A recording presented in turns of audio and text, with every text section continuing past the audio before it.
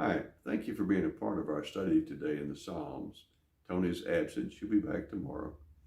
We're going to talk today and again tomorrow about a set of Psalms that were prayed as travelers made their way to Jerusalem.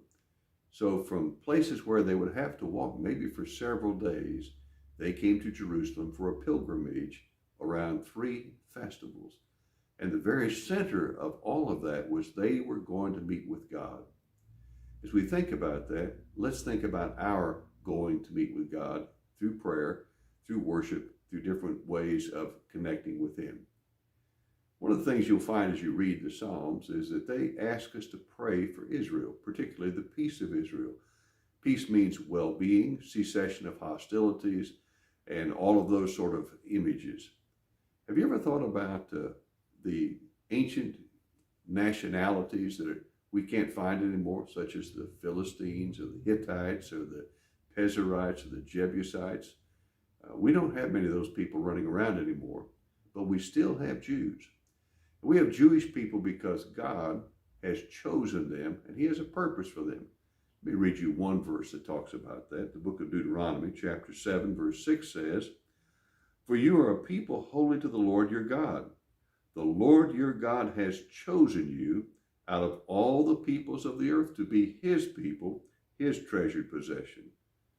Well, if God has chosen Jewish people to be His treasured possession and to work through them, we ought to be praying for them.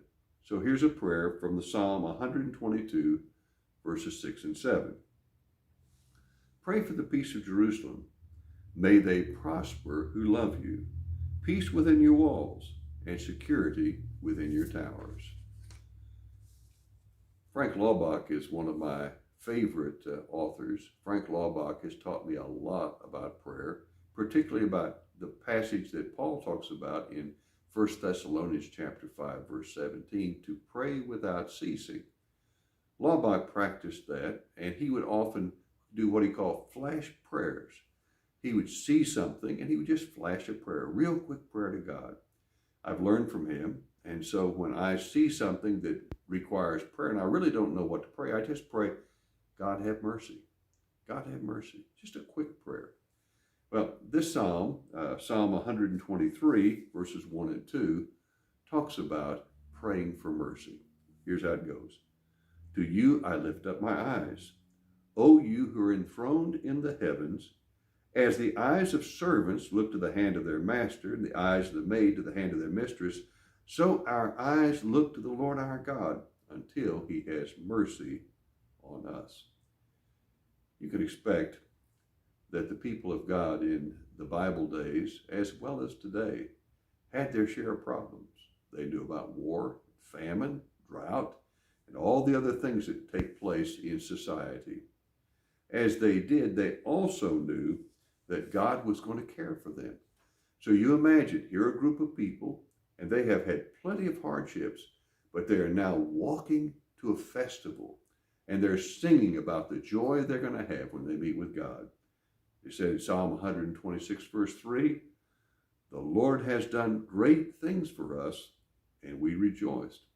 But they noted the suffering they'd gone through in verse 5, "May they who sow in tears reap with shouts of joy."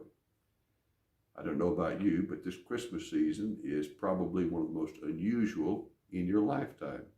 It's been that way for us. We've made special plans to try to stay safe during this coronavirus time. But we also know that as we are connected with the Lord, as we go through difficult times, as you go through difficult times, we have the joy of the Lord. He will come and care for us. They were headed to the temple. And you can imagine living in a rural part of Israel, or maybe some adjacent country to Israel. You're now traveling, and you live in pretty primitive housing. And you're going to go to see the most beautiful building you've ever seen. Not only was it a beautiful building, but it was a mighty building. It was a fortress. So it was powerful and beautiful, and most of all, God was there. So what do you think about that? Well, here's what they said. How true. "Unless the Lord builds the house, those who build it labor in vain. Unless the Lord guards the city, the guards keep watch in vain. Psalm 127, verse 1. When I think about this, I think about my appreciation for the coronavirus vaccine coming out. And when it gets available to somebody like me, I'm going to take it. I'm ready to get vaccinated so I can have a little bit more freedom in my activity. I'm also thankful for our military, for our police protection. I'm thankful for all these things. I'm really glad that God has blessed us to live in the best economy that the world has known. And yet I also know, true to this psalm, unless the Lord builds the house, America, our country, those who labor in vain. Unless the Lord protects us, the watchmen, the people looking out for us, they watch in vain. And so we pray, God, you build the house. God, we trust you. God, we rely upon you. We look to you. Now, that ends what I'm going to say today. We'll have more to talk about tomorrow. Thank you for being a part of this. I also want to just tell you, we'll pray for you. So if you'll send me an email, bspread49@gmail.com, or send me a private message on Facebook, Tony and I will pray for you. We'll also ask the prayer team at Maywood Baptist to pray. Again, thank you for being with me today. God bless you. We'll see you tomorrow.